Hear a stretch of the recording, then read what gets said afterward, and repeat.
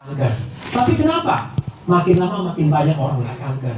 Itu karena perilaku kita sendiri, sehingga Kopassus sebagai pengawal anti kanker tubuh kita itu jebol. Nah, kita dalam tubuh kita itu ada sel-sel kanker yang tidur, namanya protoonkogen, sel-sel dorman. Semua kita punya, ada sel-sel yang lemah, namanya sel-sel protoonkogen. Kalau kita dalam keadaan stres, dalam keadaan kurang tidur, dalam keadaan istilahnya banyak makan-makan yang tidak sehat, pengawet, pewarna, pemanis, perasa, penyedap. Kalau salah akumulasi bertahun-tahun, itu daya tahan kita jebol. Nah, makanya kalau Bapak Ibu lihat, kenapa orang tiba-tiba kena kanker? Itu sebetulnya nggak tiba-tiba. Prosesnya sudah lama sekali, cuma kita tidak sadar. Nah, setelah muncul periksa di laboratorium, tumor markernya sudah meninggi, nanti radiologis sudah metastase kankernya kemana-mana. Pasien saya 80% lebih kanker payudara. Nah, sangat ironis ya. Kadang-kadang saya lihat ya, kalau saya konsultasi pasien-pasien saya, kadang-kadang konsultasi video call ya, kita kan bisa lihat dia punya profil pasien tersebut, dia cantik, ya, peneknya cantik, rambutnya apa. Setelah konsultasi itu saya terkejut, udah pakai wig, mukanya hitam, semuanya pendeknya sangat berbeda 360 derajat dari dia punya profil. Kenapa? Itu semua sel-sel kanker tersebut dia memakan semua nutrisi yang harusnya kita sebagai yang sehat makan, tapi sel kanker yang makan. Karena sel kanker ini sangat haus, sangat greedy ya. Nutrisi daripada yang masuk ke mulut kita itu 80% sel kanker yang makan. Jadi akar kerusakan sel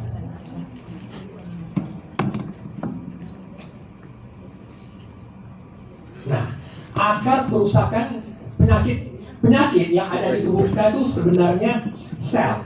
Kalau sel kita itu rusak, sel kita itu kan terdiri dari ada inti sel, ada mitokondria, ada ribosom, ada sitoplasma, ada membran sel.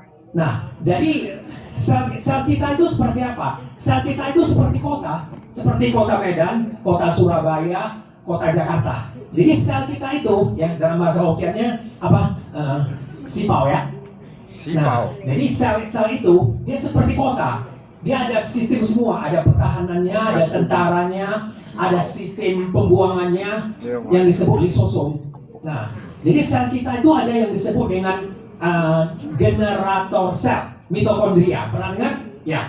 Jadi mitokondria ini adalah generator sel yang bisa membuat sel kita itu aktif. Coba Bapak Ibu ya, Bapak Ibu kalau misalnya tadi Bapak Ibu semua kan naik lift ya. Coba kalau naik tangga, itu yang usia muda kalau ngos-ngosan itu berarti selnya udah something wrong.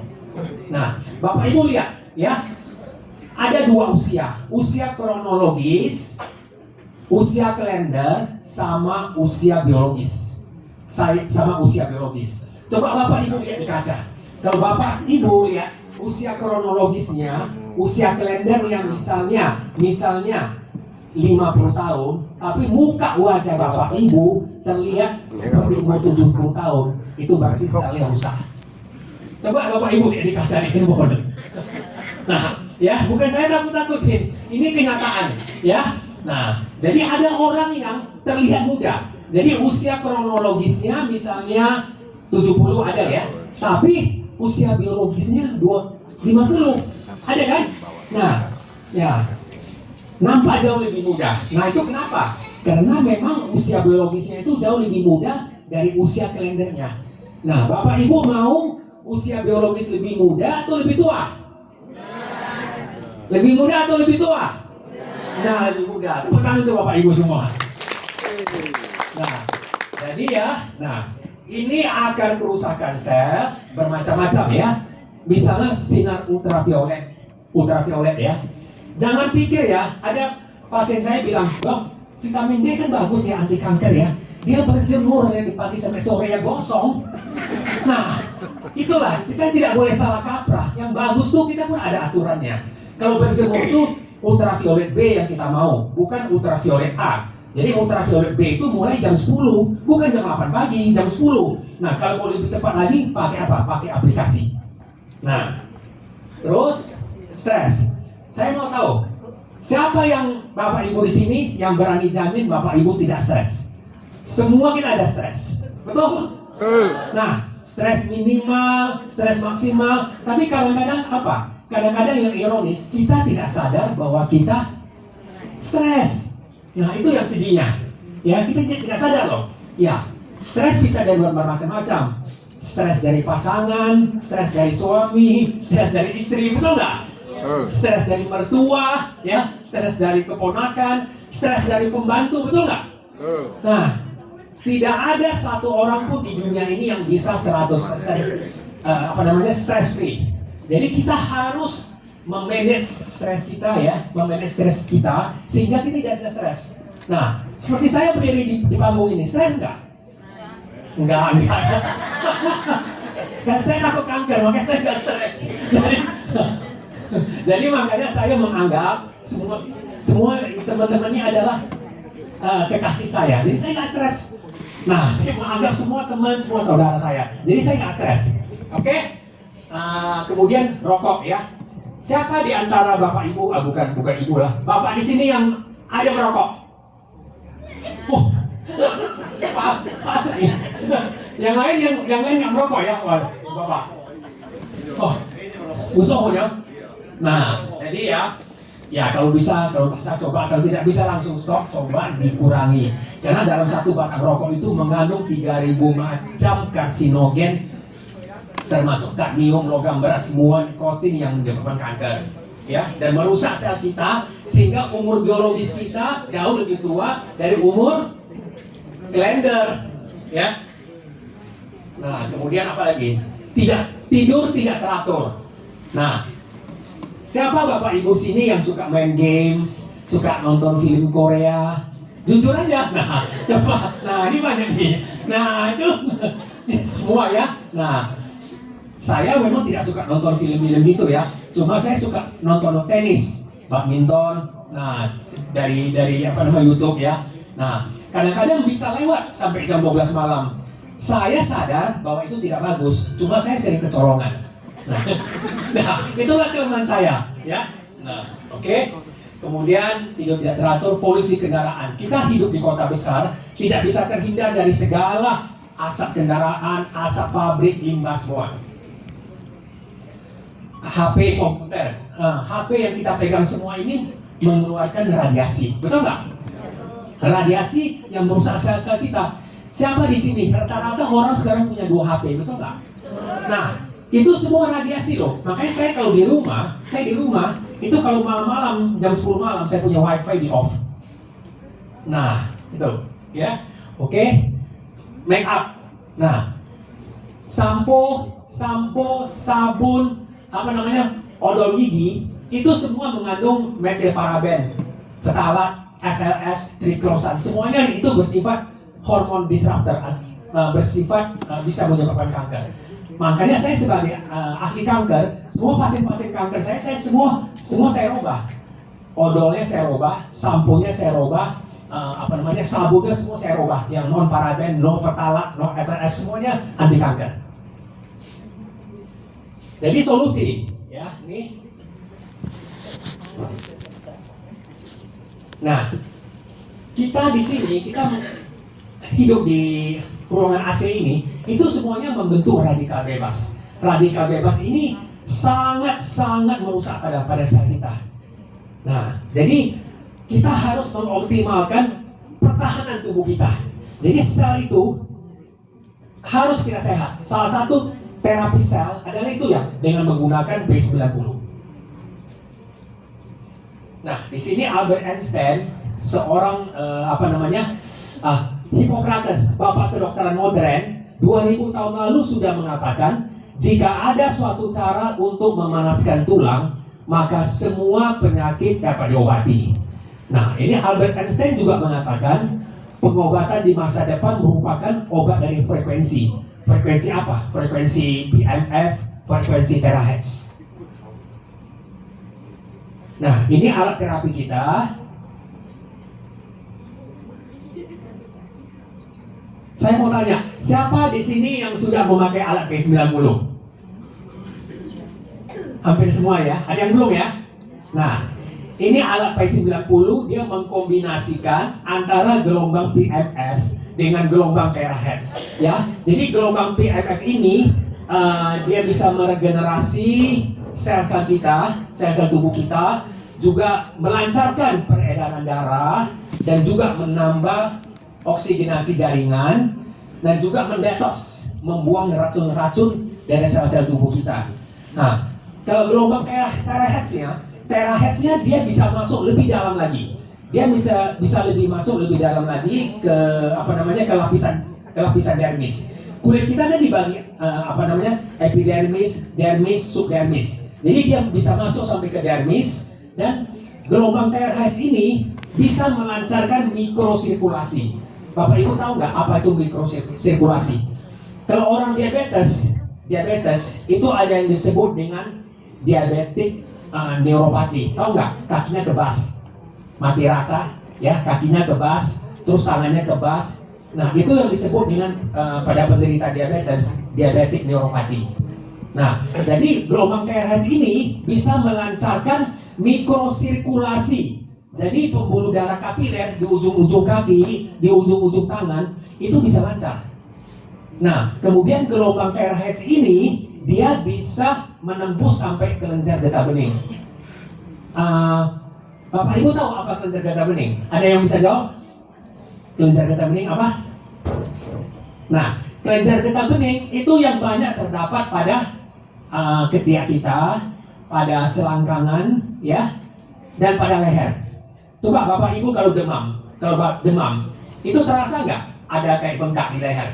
Ini kan ada bengkak kan? Nah, ada bengkak di leher atau bengkak di ketiak, ya kan? Itu yang bengkak itu apa? Yang bengkak itu adalah kelenjar getah bening, lymph node, kelenjar limfe. Jadi kelenjar getah bening ini adalah sistem pertahanan pertama dari tubuh kita. Kalau misalnya ada bakteri, ada virus masuk, itu kelenjar getah bening yang tackle dulu. Istilahnya satpamnya dah.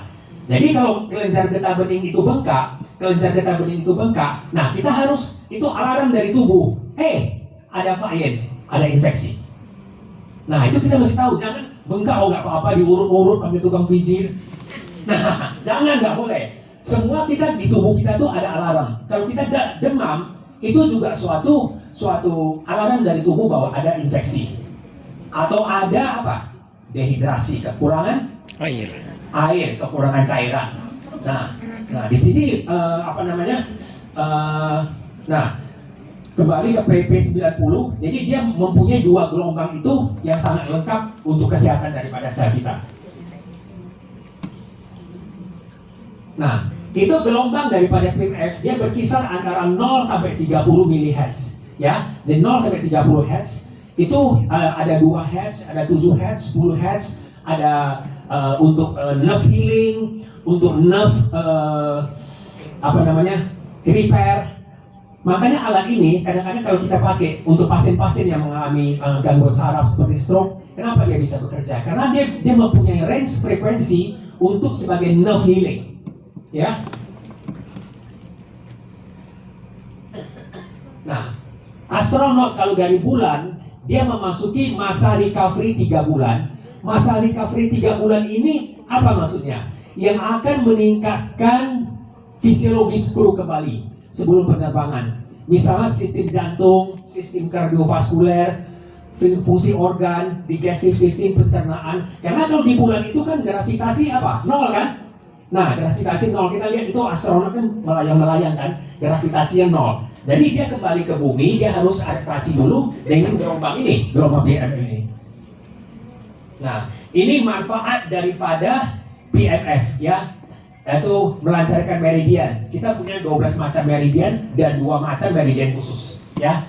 Yang pernah belajar akupunktur pasti tahu lah, ya. Nah, kemudian dia melancarkan peredaran mikro yang saya bilang tadi, terutama dari gelombang terahertznya. Kemudian meningkatkan metabolisme, ya. Kemudian mengatur sistem pencernaan, mengaktifkan sel. Ini maksudnya mencas. Jadi gelombang PMF ini sebagai charger ya. Kalau kita sudah tua, kita udah mulai berumur ya, itu rata-rata energi sel kita itu berkurang. Energi sel berkurang. Dan Bapak Ibu terasa nggak? Kalau kita makin lama makin tua, kita istilahnya makin cepat capek, ada nggak ya? Makin cepat capek. Nah, jalan sedikit capek, naik tangga sesak, terus udah tidur, udah istirahat juga masih ngantuk, masih capek. Betul nggak? Nah, itu semua karena apa? Energi selnya itu berkurang. Jadi kalau Bapak Ibu tidak memakai alat ini, ya, tidak memakai gelombang ini, energi sel tersebut juga makin lama makin berkurang. Jadi orang kalau meninggal, energi selnya itu 0. Nah, itu bisa diperiksa di lab. Nah, juga untuk meningkatkan kualitas tidur. Jadi kualitas tidur kita, siapa yang tahu ada hormon sleep, hormon tidur yang disebut apa? Nah, melatonin. Nah, ini dokter ya? Nah, oh iya.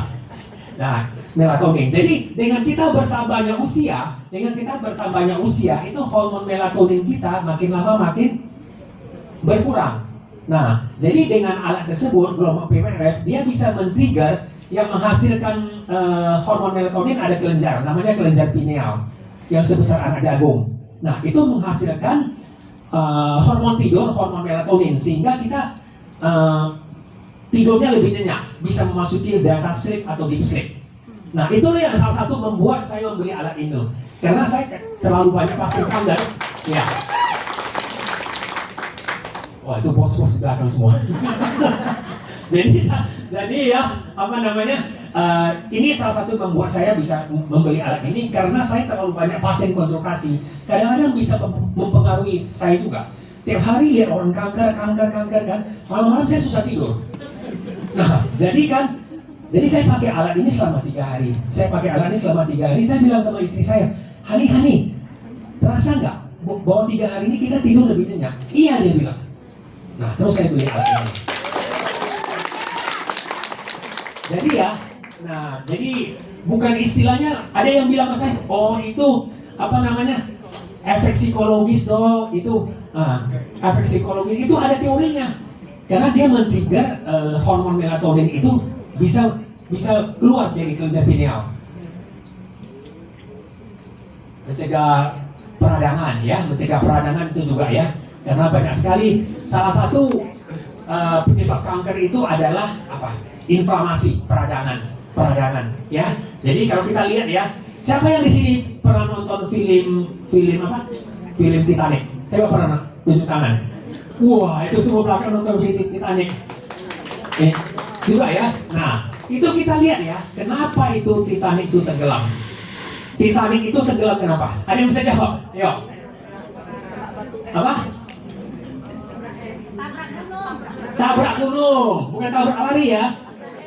Nah, jadi Titanic itu tenggelam karena itu kapten kapal lihat apa? Kapten kapal lihat itu di ujung itu ada bongkah es ya.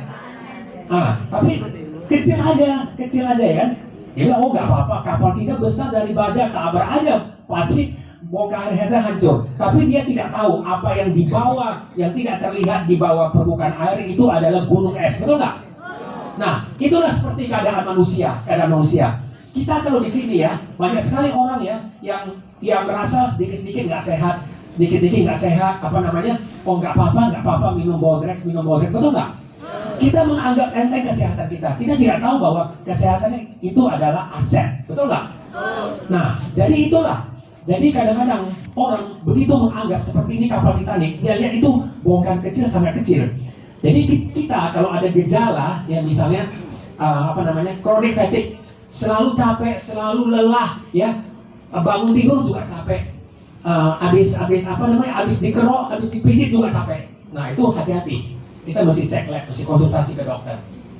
Nah jadi banyak sekali hal-hal yang di bawah laut yang tidak terdeteksi. Misalnya apa? Ada infeksi, ada diabetes, ada darah tinggi, ada autoimun, ada rheumatoid. Nah, itu semua peradangan yang membuat sel-sel kita rusak.